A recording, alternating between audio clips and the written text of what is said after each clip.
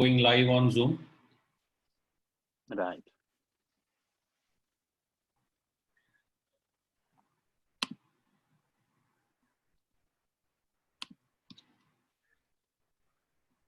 Vinkesh, is my screen visible?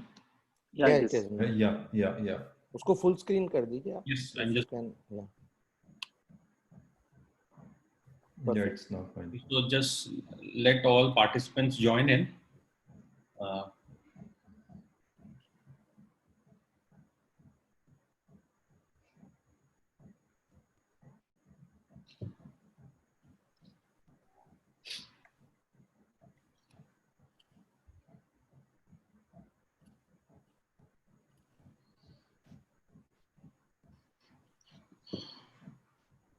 So in a minute we'll start at 12:35.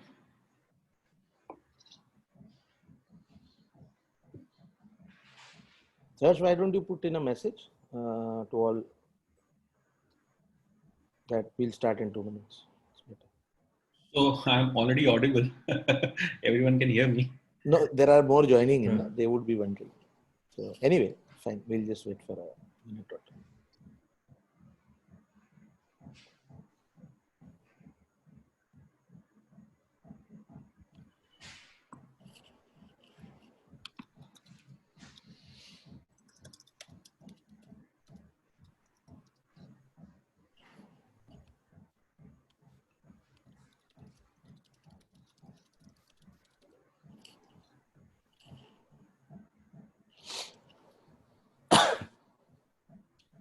Okay, then we'll start now. Good afternoon, everyone, and welcome to yet another exciting session of from FADA Academy. This time we have brought a Business Achievers session on COVID-19 lessons for life and business. May I now request FADA President Mr. Ashish Harshraj Kale to kindly take it forward from here. Thanks, Serge.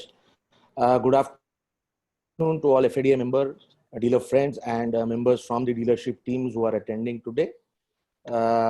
Today we host the third webinar under FADA Academy. For all those who are attending for the first time, FADA Academy is the learning and analytic division of FADA. Under this, we conduct sessions which will enhance your learnings with regards to your business and other areas which will help you in business. Under the analytics vertical, we come up with business analytics which will help you analyze your business better. We started this webinar series with the first session on under analytics vertical. Dr. Anil Lamba conducted a session on the balance sheet and the importance of various financial parameters. Under the learnings vertical, yesterday we launched our motivational series.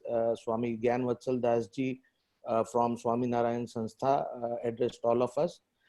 Extremely happy to launch our Business Achievers talk series today, and I cannot think of a better speaker, a better business leader than Dr. Velumani to start and launch this series for us. Thank you so much, Dr. Velumani, for accepting and coming to talk to all of us. We have heard you about 3 years back in our FADA AGM, and whoever attended that has been inspired by your talk and taken away many lessons. I'm sure all the attendees today will carry back many lessons from your story. Dr. Velumani, coming from a humble background, has not just built up a 3,000 crore business, but more importantly, he has brought down the cost of medical diagnosis for all the citizens. And along the way, after becoming a business leader, he's still sharing his knowledge so that we can be inspired and we can learn from his journey. I'll request Vinkesh Gulati, our Vice President, to formally introduce Dr. Velumani and hand over the proceedings to him. Thank you all for attending once more. Good afternoon, everybody. Dr. Velumani is known to all. He is the creator of ThyroCare. He's an industry leader and his brand is worth rupees 3,000 crores. He began as a mathematician, acquired his PhD in thyroid biochemistry from BARC, Mumbai University. He worked for 14 years in BARC as a research scientist and teacher, and then became an administrator in business. He is also MD of Nuclear Healthcare Limited, which is a radiology vertical. His focus area are thyroid, biochemistry, bioanalytical chemistry, nuclear chemistry, and nuclear medicine. And he's joining us today as a business achiever. And all these technical jargons leave apart, you will really learn how Dr. Velumani has scaled down from zero to 3,000 crores and how a business can adapt to the different situation. Over to you, Dr. Velumani. Welcome. Thank you. Thank you, FADA officials, for making me to invest time for the next 1 hour. My English is very simple English, so I will keep my talk in English. And I will be talking for half of my time on my story and half of the time on the COVID story. And then we'll give you opportunity to ask what questions you wish to ask on life as well as livelihood and business post-COVID, how it will be different. I am from Tamil Nadu, Coimbatore, 25 kilometers away from the city, from a small village. Very difficult to imagine, but the 3 words can make you to understand. Gaon, Garib, Kisan. So this is how my background was. And village and poverty are a very powerful concoction. And if you want to know how a man from village and poverty has a stamina, please note all roads leading to UP, Bihar, Odisha, Bengal from the metro cities for the last 1 month, people were walking. Imagine a girl who made her father to sit behind her bicycle and drove 1200 kilometers. Friends, trust me, the gaon or garib, jo concoction hai, the most powerful concoction one can have during birth, because it prepares you to face everything on this earth. So I was fortunate, and my mother was a very determined lady with guts and grits, and she reared 2 buffaloes and made sure that her children all became graduates from Madras University, then postgraduates in Mumbai University. And a journey of my first 20 years was from a farmer, I became a graduate. But then, Coimbatore, though it was a developed industrial entrepreneurial city, everybody asked for an experience. And as a fresher, a graduate from college, I didn't get a job for a pretty long period. And 4 years went in underemployment and poorly paid, did not know where to go, what to do. But then fortunately, the company was closed down. And when the company was closed down, for me, it was almost like a situation like what majority of you have today in the last 2 months have a situation. So I want all of you to understand, whenever you are knocked out of the comfort zone, there is a likelihood you will create something very new, which is very impressive and unheard of, unthought of. So for me, that was an opportunity. And I left Coimbatore. I came to Mumbai. 59 born I was.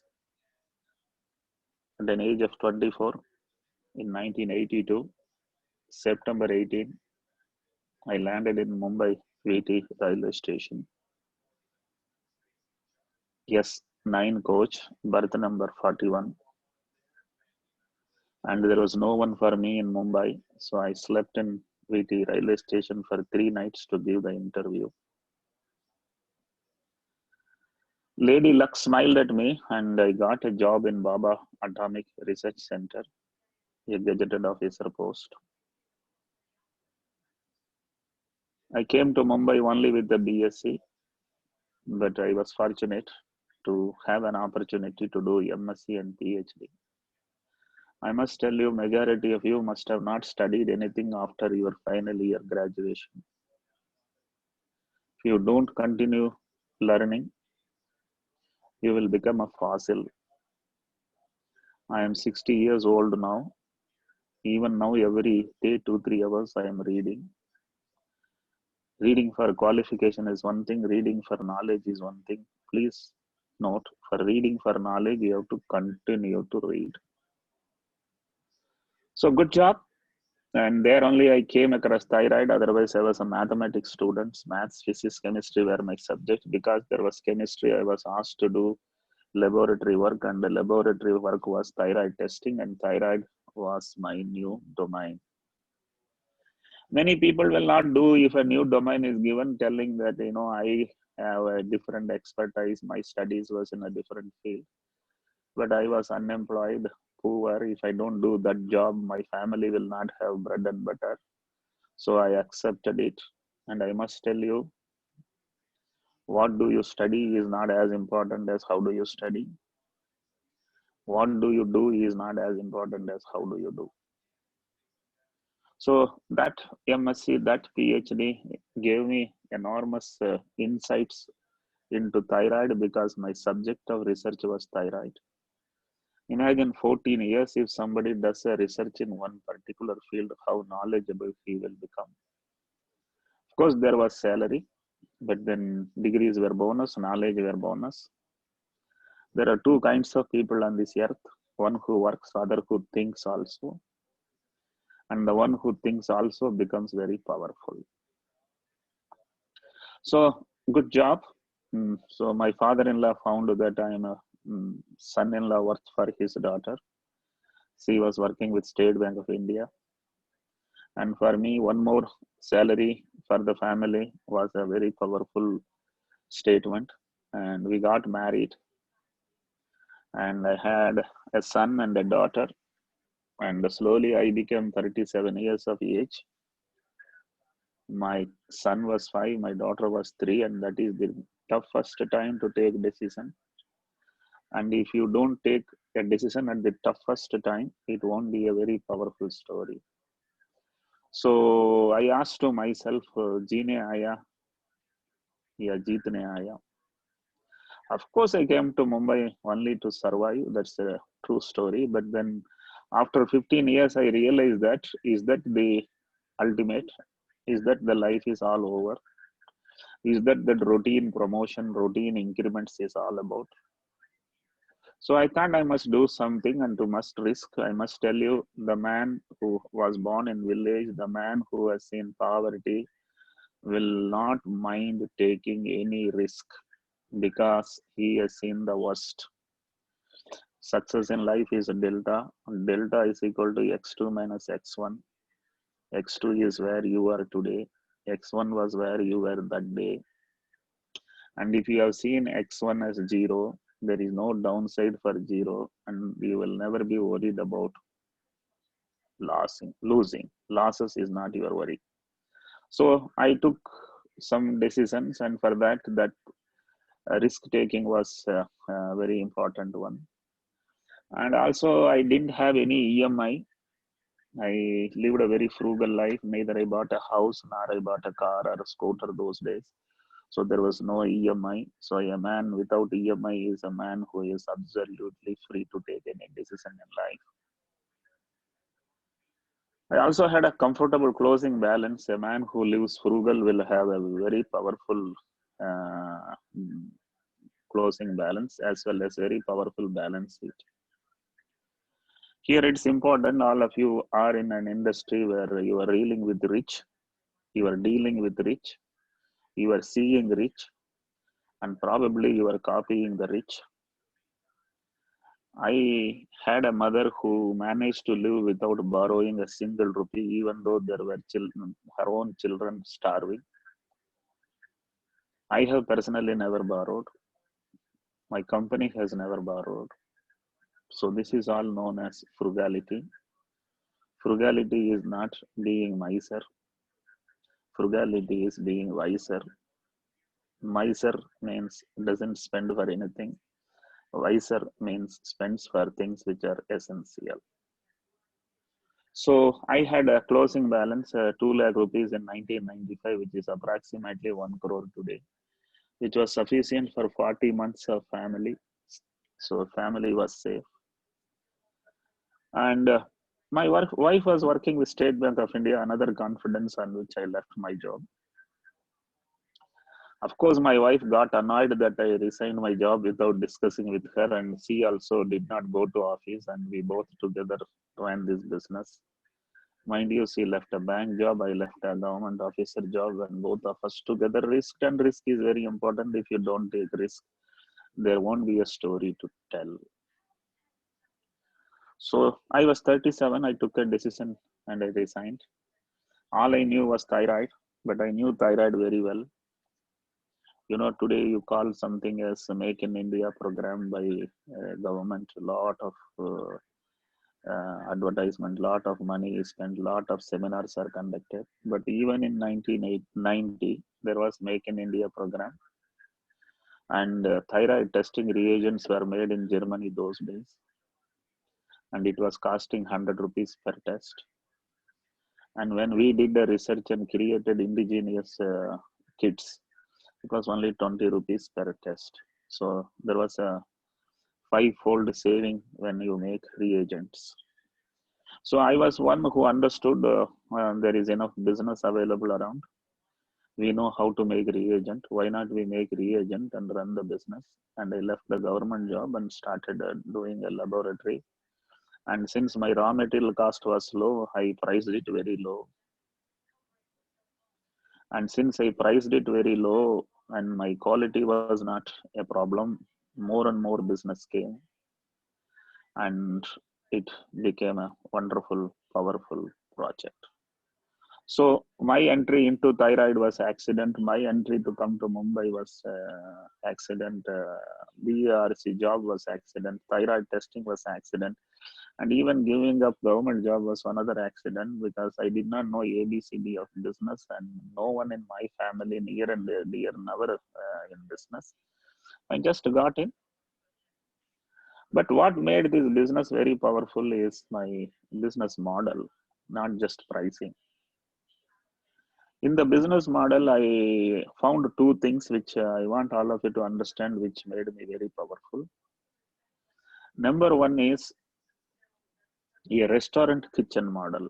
You know, I am from Coimbatore, and all those who are logging in from southern parts of India must have known one brand called Annapurna, where this gentleman from Coimbatore, from my village, he had a single kitchen and 10 restaurants, and he built $1 billion in 70s itself,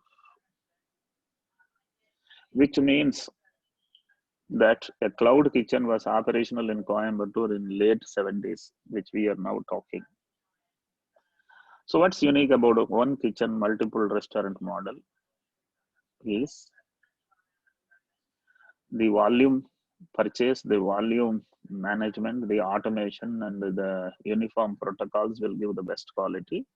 And the restaurant is just making dosa and distributing or delivering. I thought laboratory business also will fall under restaurant and kitchen model. And I thought, let me try one kitchen for entire South Mumbai. It worked well.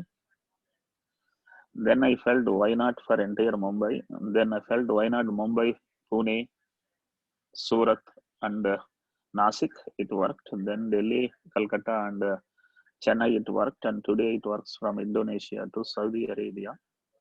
So this is a centralized kitchen model. One way the specimen comes to the lab, the other way the email reports are sent back. Because I used air cargo logistics, I was faster to Chennai than a Chennai lab to Chennai. The another thing is, you know, you all have a business which you understand as distributor.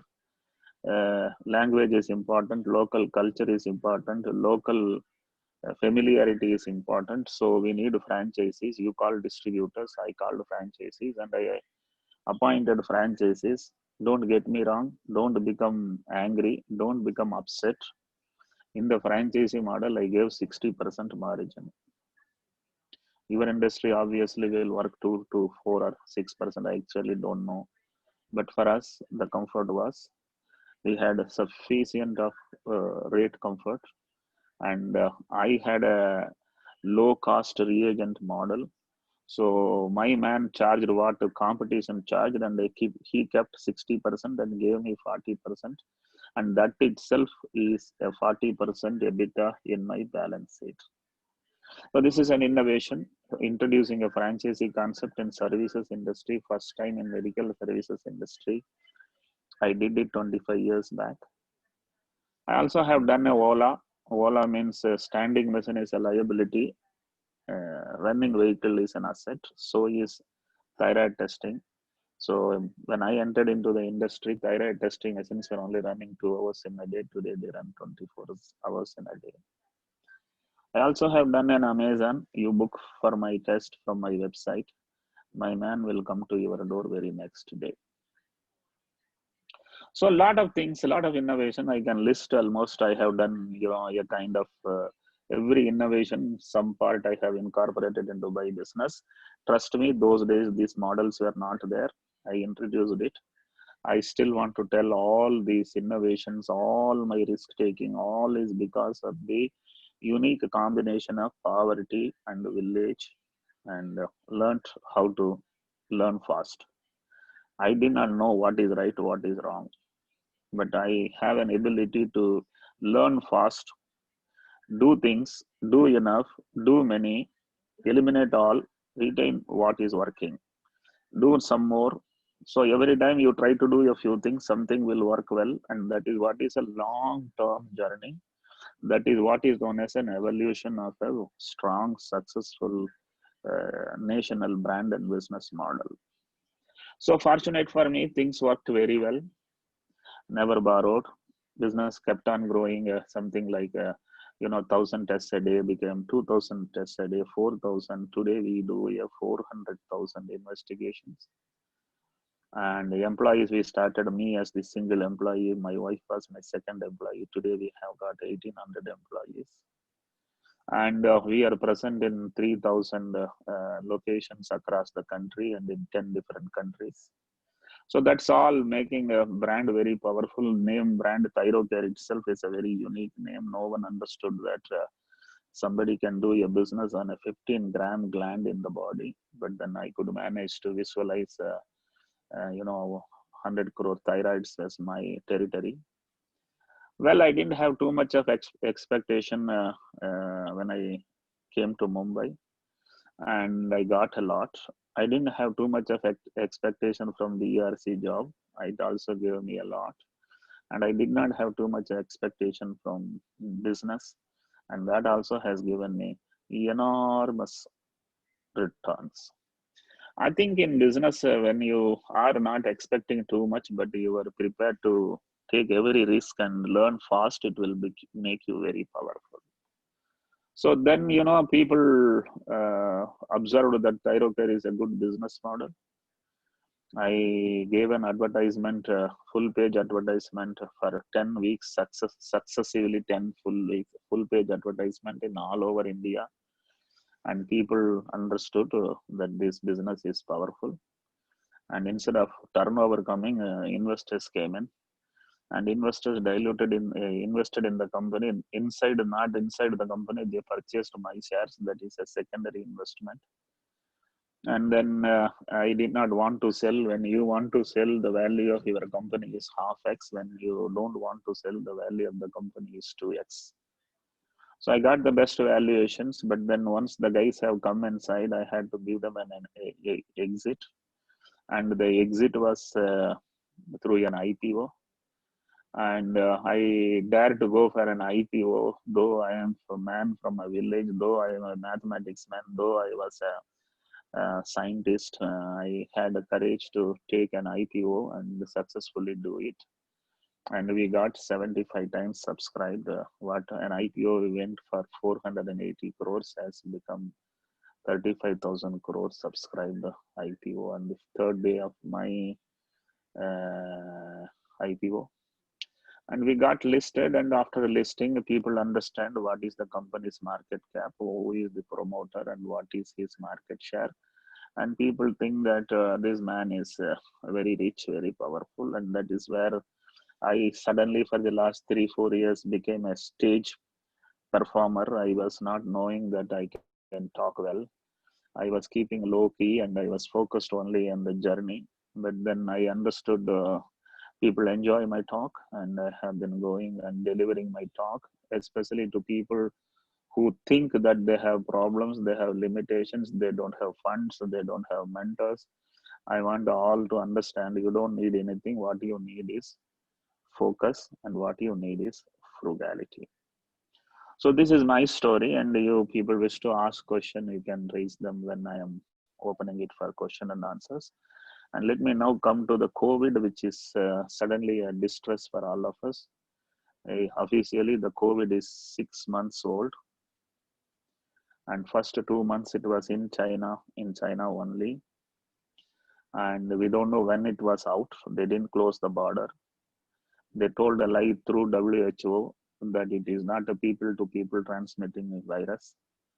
And suddenly we found the virus present all over the country. Though we also had a news that virus is around, we did not notice it till Trump came in and Trump went back. Nor America noticed it, nor anyone understood what is social distancing. No, nothing. All these 6 months, the most learning is only in last 75 days. Well, the journey is on. The virus has not been wiped out. We all have been telling that fight corona. कुछ fight कर ही नहीं सकता है, बच्चों corona से corona को हरा नहीं सकता है. कोरोना को हराना आसान नहीं है without a vaccine, without a medicine.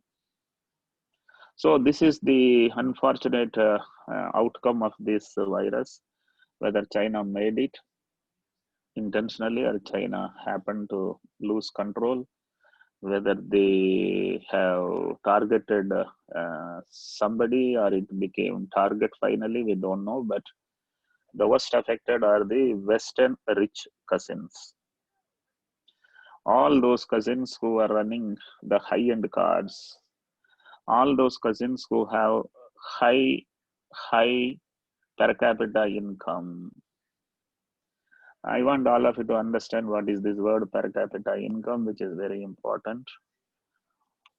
The Western cousin I can put as Europe, UK, and US as Western cousins.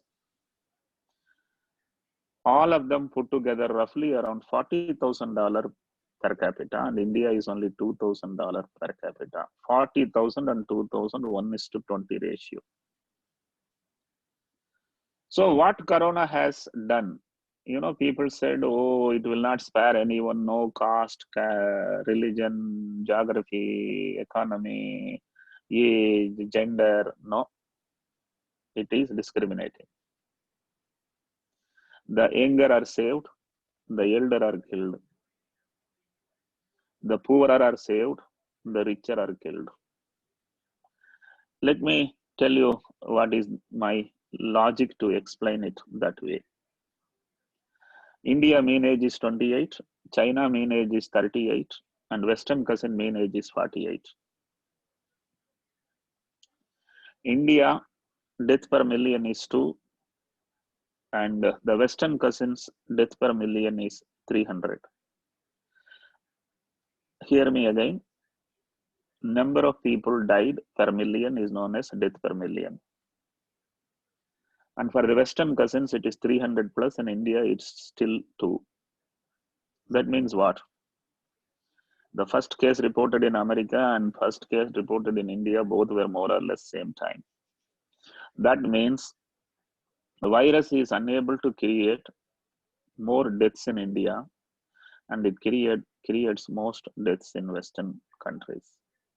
So the per capita income is one thing.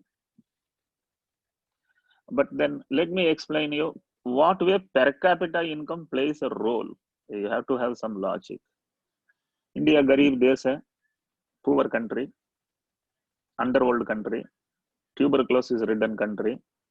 Because tuberculosis was there, BCG injections were given as vaccination. Western world said, "Hum dhanwan hai, we are rich people, we don't have this problem, we don't need BCG," and they didn't undergo BCG. Today, you look at it, low per capita incomes, countries have low per capita income, countries have high, sorry, because there was a disturbance. Low per capita income countries have higher immunity, and higher per capita income countries have a lower immunity. The reason is, we were 5 children. My mother found COVID kind of symptoms with every child every alternate day. Doctor was 10 kilometers away. There was no money to pay to the doctor, and we did not know when the doctor will open. Today, the new mothers monitor the temperature morning 10 o'clock. It is slightly elevated. Then 12 o'clock, 2 o'clock, 4 o'clock, 4 times they monitor, and 6 o'clock they are in the clinic of the doctor. The doctor says, "It is only today fever. Why not you wait for 2 days? Fever will subside." "No, doctor, I have only one son. I cannot afford to take risk. Please give him injections, antibiotics." And the doctor gives multiple antibiotics, and the child loses immunity to fight the disease all alone. So poor countries, and also if you understand correctly, poor countries have high infant mortality.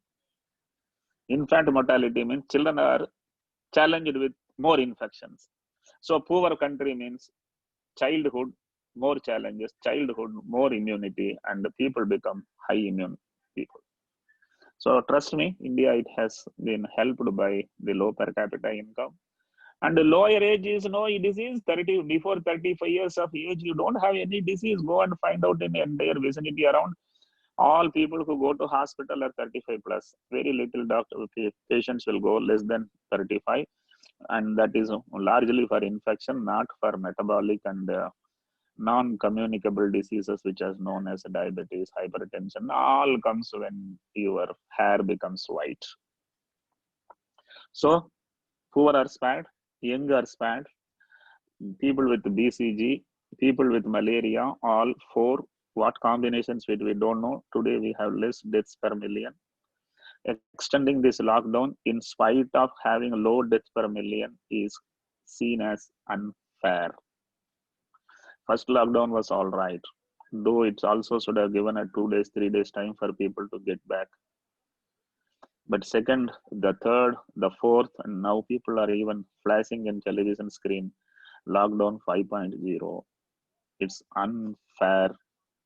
When death per million is so low, why don't you face the virus? Especially you have no choice.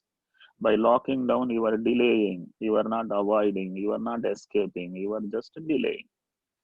So my views are my views. I am a positive man. I look at positive side. I look at death per million because I am positive. And media looks at infections per million, that is negative side. With such a huge population, you have to have numbers. Number of infection is not a problem. Our GDP is number 5 or 6 in the world, but our per capita income is very low. So the total infection could be high, even total death could be high, but per million will be low. So look at it. To live peacefully, डर के क्या जीना है? If you are not confident of life tomorrow, you are already dead. So I want all of you to look at it positive. But at the same time, if you ask me, have we escaped? Answer is no. We only have delayed it. All of us have to face the virus. And let me give you some kind of numbers for confidence. 90% of the people who encounter the virus will not know that they have encountered the virus because they have an immunity which will solve the virus without your own knowledge. Aya, Gaya. पता भी नहीं है. You didn't understand there was a infection. 90%. In the remaining 10%, 9% had very mild symptoms for 3 days, 5 days, but they resumed to the work and they didn't have anything other complicated things. So now it's only 1% left out. In that 1%, 0.9%, that's 90% of 1%, had a reason to go to hospital because they had severe symptoms. And 95 of the admitted in the hospital has come back. Today's India's death rate is 2.9%. That means only 2.9 out of the infected have died. So positive side is, even in Western countries, 99.95% of the people are alive. 0.05% is dead. So don't look at the dead side. आदमी मरने के लिए जन्म हुआ. करोड़ों, for the last thousands of years, we have lost crores and crores of people. That is nature. And you should not be sitting at a house thinking that बागर जाएगा तो मर जाएगा. Yes, don't go out without mask. Don't go out without precautions. Don't venture blindly. Be safe, be away. But if it comes, it is most likely will spare you. It's very, very little chances. If you have high immunity, you have no problem. If you have average immunity, you will have some problem. If you have low immunity, you will have to go to the hospital. And if you have no immunity, you have to leave and you have to go. So these are the lessons which we have learned. सरकार मानता है या नहीं है, unfortunately एक सरकार नहीं है, 25 सरकार है. हर सरकार अलग अलग political party, अलग अलग philosophies of disease management. Oh God, what is last 60 days? The healthcare has undergone a hell. It's very difficult to explain. I run a laboratory which does COVID testing, and India's largest COVID testing laboratory is ThyroCare. And we have done 30,000 COVID tests, in which, trust me, 7,500 are positive. City of Mumbai is the worst hit. Metros are worst hit. And post-lockdown, all migrants have taken the disease from metros to the Gangetic belt. So it looked 1 month back, the other side of India was green, this side of India was red. Now slowly this side of India will become red and that side will become green, because you can't just escape from it. You have to get exposed and come out of it. Is there a medicine around? So far, no. Will it come? It might come. How long it will take? Anywhere from 1 year to 2 years, or 1 year to 5 years. Is a vaccine? No. Same answer. Nothing now. It will come. It may take anywhere from 1 to 5 years of time. So until that time, we have to manage it. World is managing it. And America is worst hit. Europe is worst hit.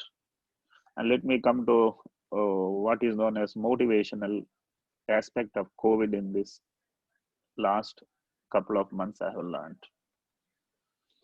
You know, Japan is the most powerful economy, though it is a very small country, only because 70 years back there was a Hiroshima Nagasaki.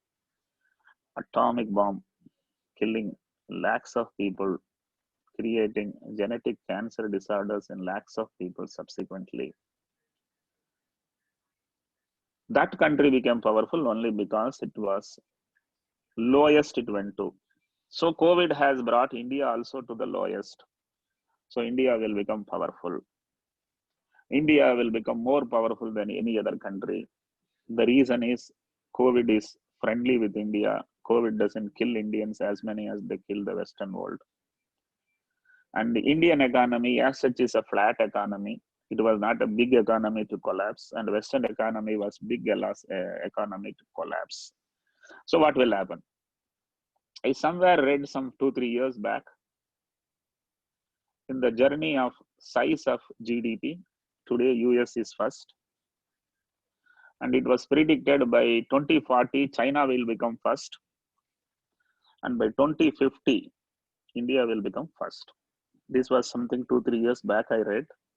And there were enough data to tell how that GDPs are slow growing, how these GDPs are fast growing. It was sounded very well. But post-COVID, India will directly become a superpower, even before China becoming a superpower. And it could happen any time in between, before even 2040. So in next 20 years, India will become #1 GDP country. This is done. This is not because of Modi. It is not because of BJP. It is not because of Congress. It is not because of politicians. India is now unstoppable. This COVID has reset. People were finding it difficult to take decisions because people were living in comfort zones. And when a calamity happens, comfort zone breaks. When comfort zone breaks, economy grows. So these are all my positive sides of looking at the outcome of COVID. I also look at another positive side. All your showrooms are in metro cities and big cities. Now economy was all, rich people were all in metro cities. Businesses were around rich man's walkable or drivable distance in close by in the city. We forced poor from small taluks of low GDP states. You know which are all low GDP states? UP, Bihar, Odisha, Bengal, Jharkhand are low GDP states. So we drew people from there and we gave them better life. We gave them better opportunity. It looked like things are all right even for them. Suddenly they have understood life is danger, not livelihood. So millions, I think there is no true estimate as to how many people have gone back to their native towns. And all who have gone back are less likely to come out. 50% will not come out. Now local governments are going to declare some different labor laws, motivate some investments in the local industries, get people from outside the world to look, my country has human resources, put money here, put factory here, you will become very powerful, and it is going to happen. So in short, globally, economies were islands, not cloud. UK was rich, Europe was rich, US was rich, Japan was rich. These are all islands. Going forward, rich are in cloud, not in the islands. So is in India, all metros GDPs are high and all states of rural India are having low GDP. And even in the single state, the biggest city has high GDP. So the reverse drain of people. What was happening, rural to urban migration will now be reversed, and urban will not grow as fast as rural grows. And this is something good or bad, I don't know, but it is inevitable. I can keep on talking for hours on what is the impact of COVID and various things. So let me conclude by telling many industries will get impacted.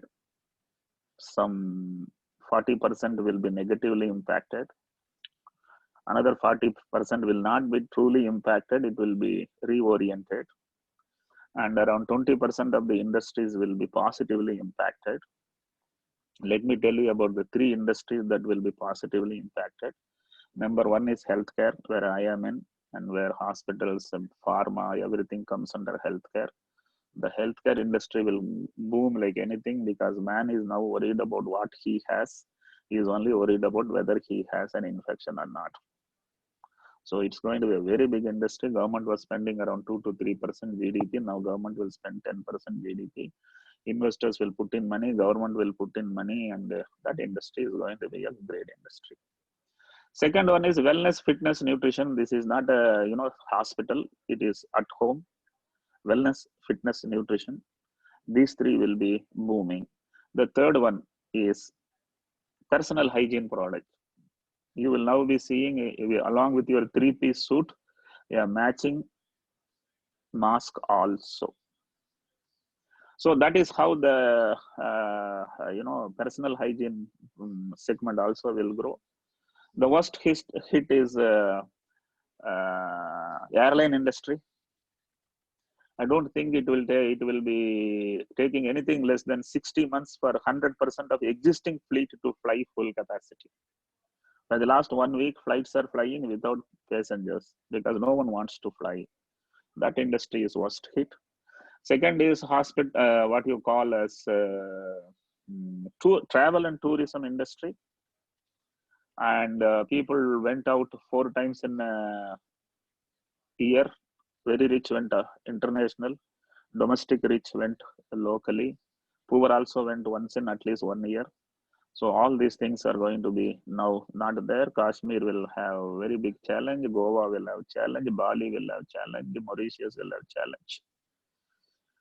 The third one, which will have the worst impact, is the hospitality industry. I still remember in Delhi our meeting 3 years back, and how big a crowd it was, how big a party it was in the evening, how long the party went, what a cost and what an expenditure, how many such banquet halls in each city, and how many cities such banquet halls, what kind of budget, all have fallen silent. Let me tell you the way in which the changes will take place. The national hotel chains might become national hospital chains. I now give it back to you to ask questions and moderate questions, and I will be very happy to answer them.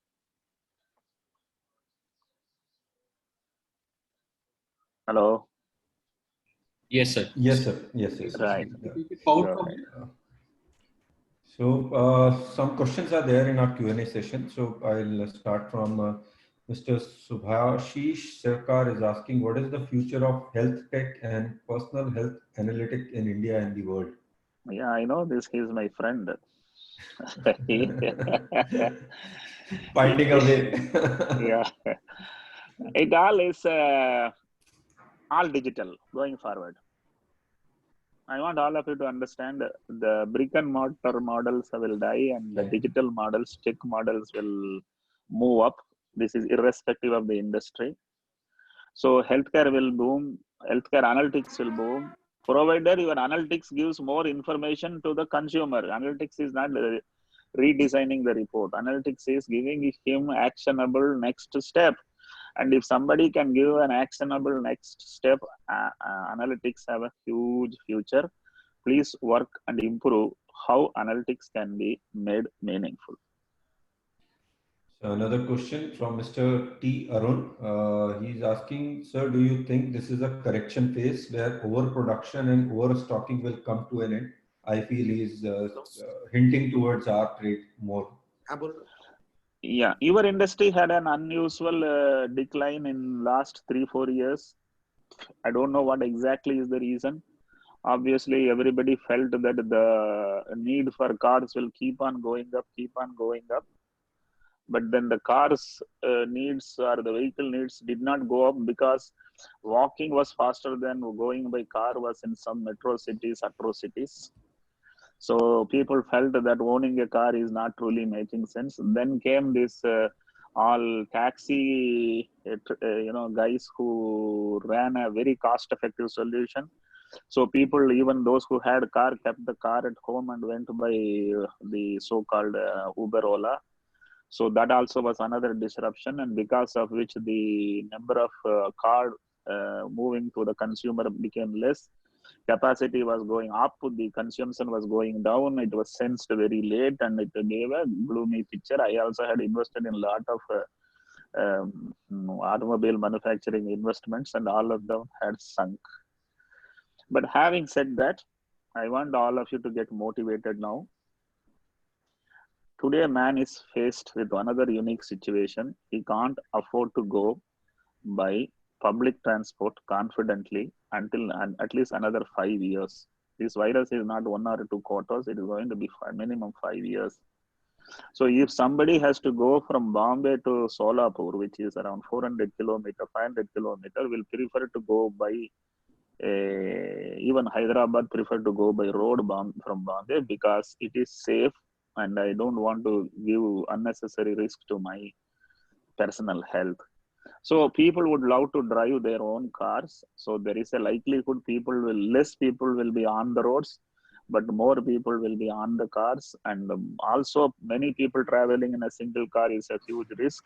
I won't be now showing sympathy to my colleague who travels in the same direction, who board in my car and bring in infection to me.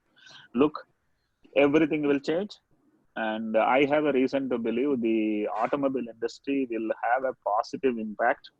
How big and how powerful it has to be seen by time, because economy is another important thing. Car, wanting to buy a car is different, the ability to buy a car is different, utility of a car is very, very different. All have to match to see the sales happening. So it automatically answers the question from Mr. Pankaj Jaiswal, who is asking about the future of auto, Mr. Vishal Pandey, who is also bothered about the same thing, and Mr. Nikhil D. Thank you. I think I sensed it. That is why I gave a little broader Yeah. answer. Yeah. And I think worldwide the car industry will have a boom. Our airline industry is gone. You must have seen what frustrated man is Warren Buffett, because he had invested too much into a lot of airlines, and the airlines are gone. So one industry will go, another industry will come up. Every challenge for somebody is an opportunity for somebody else. And I wish all of you to understand that it will be totally different. Number one. Number two, you know, the worldwide, the middleman is getting eliminated. The online is coming, but it is not that everything can be online. Look and feel is always playing a big role in a transaction to happen. But if you are a costly distributor, if your cost of sale will determine your profit. And if your cost of sale is high, your profit will be less and you won't be able to survive. So you need to find out, how can I make with less money more sales? And that only will make the FADA as an organization to have a long-term survival, and all of you to do all analytics that is needed, how to get a customer and how to get him to buy it without additional extra cost, and that is your profit which you will be losing if you are not efficient. Thank you, sir. There's Mr. Ritesh Mamodia, who is asking, people will get back to habit. Habit formation is the best mechanism ever created. Addition to it, Mr. Ritesh again has written how habits will change. Let me tell you, there was an interview, and the interview, one boy was asking too high salary, but they said, we will agree for the salary, but if you join, it will take, for 2 years, you have to run like a dog and work like a donkey. So the guy became very scared, but then he told only 2 years. So he wanted them to answer, sir, what will happen after 2 years? He said, you will get used to it. So whatever changes in lifestyle today we are undergoing, it will become normal because you will get used to it. It won't become normal because it has come back to normalcy. So there will be a new normal. How bad that new normal, how difficult it will be to adapt to the new normal will be very different, and it will happen. It has to happen. Bachana hai, jaan bachana hai. So I think the most precious asset of a man is the nose and the teeth line and the mustache. Now all will be masked. So that is the new normal, and we have to live in the new normal. But having said that, the economy, the demand supply based upon which industry will work, which industry will progress faster, which industry will progress slower, will be a matter of some kind of analytics which we have to wait and watch. So there is one more question. It's not a question, it's actually a request that you go ahead with the question. So they like your one-liners, so they are requesting to give one-liners to motivate us all. If there is a question, there will be an one-liner. Ask a question and I will give you one-liner. For every question, I have an one-liner. So Mr. Pratik Sethi requested a question to come for this one-liner thing.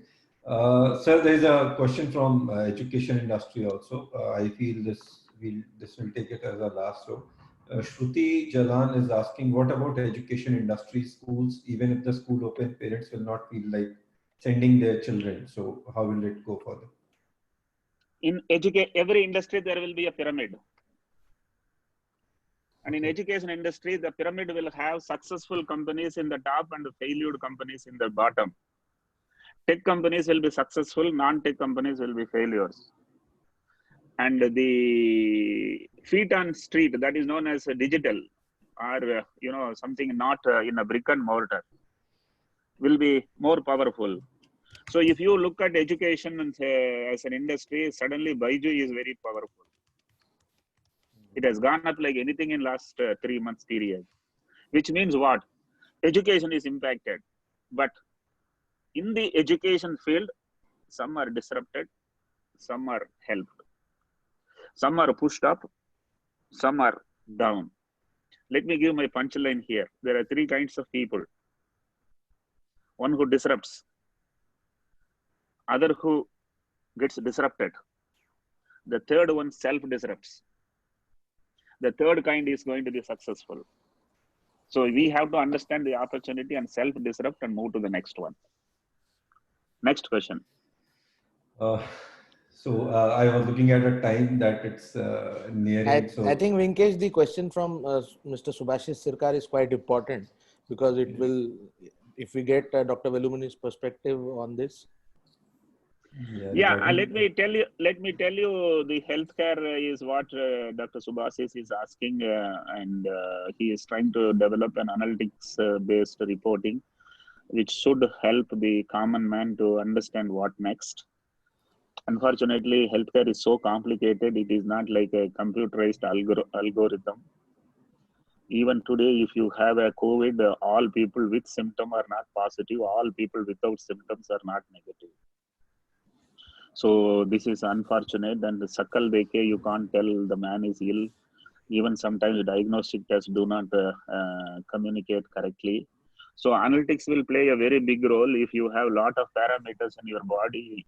Whatever happens in our body is because of chemistry. That is the biochemistry. Your pain is one molecule, your pleasure is another molecule, your swelling is one more molecule, your fever is one more molecule. So all in your body are molecular driven. And these molecules, if you can quantify in time, and if you can use analytics, and they can tell you what is it likely. Cancer, you realize only the stage 3, stage 4. But the symptoms are in your body. The molecules are working in your body from stage 1. So like that, everything can be known early and treated well, provided the analytics are true analytics. Analytics is something which will take a very huge position in the healthcare industry, because including Google, including every big giant in IT, all are talking about AI. AI is artificial intelligence. Artificial intelligence can tell if you walk through a gadget, it can list the problems you are having. To that extent, it is powerful. In fact, I found somebody is training their dogs. The dogs, if they can sniff for your drug, why can't they sniff for COVID testing? So they are training the dogs, and there is a likelihood in another few years you will have a dog screening thousands of patients for screening. What I'm telling is that is also an intelligence, but that is an animal intelligence. Here it can be an artificial intelligence, and analytics will play a very huge role. Let me tell you, every such disruption will give very powerful impact to the positive side of the universe for tomorrow. India world has 7.5 billion. If one person dies, that is not the end of the world. Man can produce more than virus can kill. So there is nothing there to sit gloomy. We may not be there, but are we going to be there forever otherwise? No. All have finite life and all of us have to move on. So I want people to not get panicked, sad, sit alone and, think that world is coming to an end. It is going to be very powerful tomorrow. Be wise, be bold, take risks, and do something which will make you and your family tomorrow to feel that Yes, I did it in time. I did it fast. I did it right. I did it first. So we'll just take last two questions if you can give us 5 more minutes. Sure, go ahead. Quite important questions I felt. So as I said, Mr. Subhashis Sarkar has asked, life's biggest lesson is now people understand what you need versus what you want. What is Yes. your view on this topic, Dr. Yes, Gandhi? absolutely. You know, let me tell you, आपका घर में इतना गहना पड़ा है, अभी कहीं आप पहन नहीं सकते हैं. इतना सिल्क साड़ी बीवी ने खरीदा है, कहीं पहन के नहीं जा सकते हैं. कितना जूता लिया है, अभी जूता भी पहनने के लिए मौका भी नहीं मिला है. So is in an office, you know, we run an 1800 employee office. Today we are only having 600 employees. We are wondering, do we need a remaining 1200? At the maximum, we may need another 300. So 50% of the manpower is redundant. We have 2 lakh square feet. Do we need 2 lakh square feet? They are managing the business today in a 25,000 square feet. So the space is redundant, unnecessary. So is everything. What we did was arrogance. Man was thinking that I have, you know, conquered earth, nature, science, technology, medicine. क्या arrogance था. Now ऐसा एक picture आया है तप्पड़ करके. वो picture जरा सभी देखिएगा. एक तप्पड़ से कैसा पूरा जिंदगी बदलती है. ये जो कोविड है ये भी एक तप्पड़ ही है. So it will change the world. And to give an answer, the complete consumption pattern of common man will be different, not very different. But rich man will be different, totally different.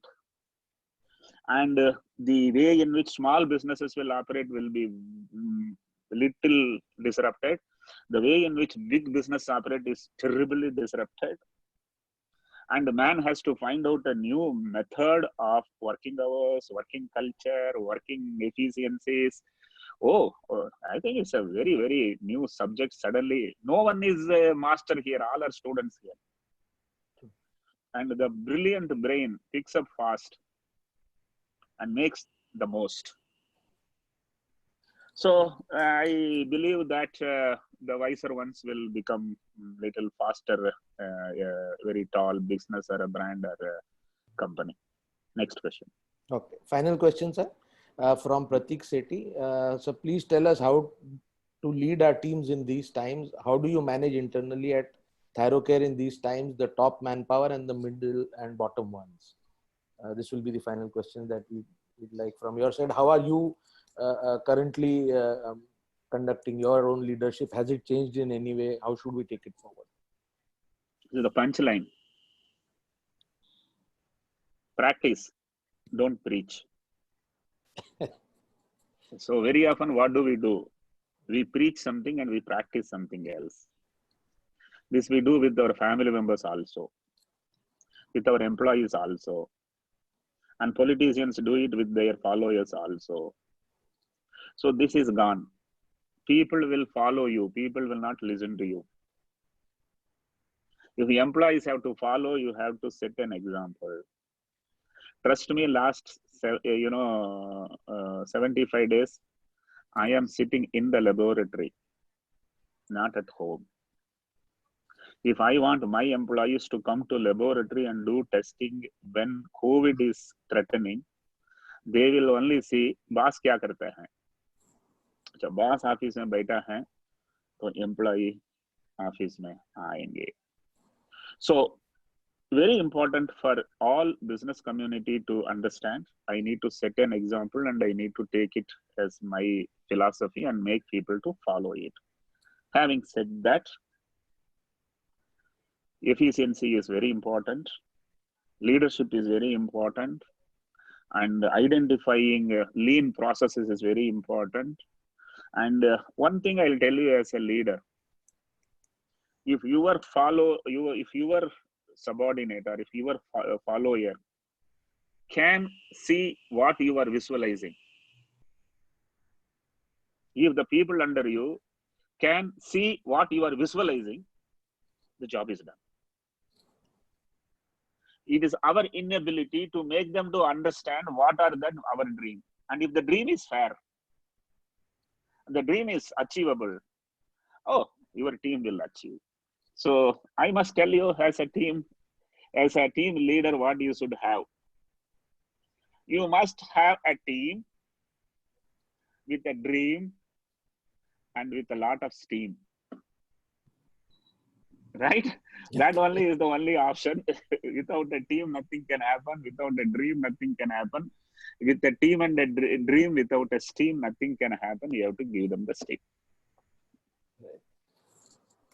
Okay. Thank you so much, Dr. Velimani. I think on behalf of all of us at FADA, we would really like to thank you. We are extremely grateful you took out time today. Not just your own success story, which is so inspiring, but the way you look at things in a practical way. Your language may be simple, as you said, but your messages are so powerful. I think in every message, in every sentence, in every question that you've answered, there are so many things that we can learn from them. I'm sure all the attendees who were here today are taking back many learnings. We will definitely be circulating this entire session, which will also be put up on our YouTube channel, and we'll be circulating it to all our 15,000 auto dealers across the country, so that those who could not attend today can take back these lessons. I think in your own way, you have given us so much food of thought and confidence in these difficult times, because today positivity and confidence is the key thing which all of us are low on. And the way you've told us about the practical aspects of COVID and how it's going to play out, I think it was a excellent session for me personally and for all our members. Really grateful that you took out time. I know you are busy. You are the main center for testing today, and in these times the country depends on you and Thyrocare. But once again, thank you so much from all auto dealers and from the Federation of Automobile Dealers Association. Thank you, Dr. Thank you very much. I wish all of you come out of this big stress. I wish your annual general meeting happens in 2021 beginning, and I wish there I come and stand on a live stage and talk. Sir, we are taking your commitment today that you will be there. Right. So no escaping now. We've got it on record. Good luck. Thank you so much. Bye. Thanks a lot. You have a good pleasure, sir. Thank you very much. Thank you very much. Thanks. Thanks a lot. So we'll end the webinar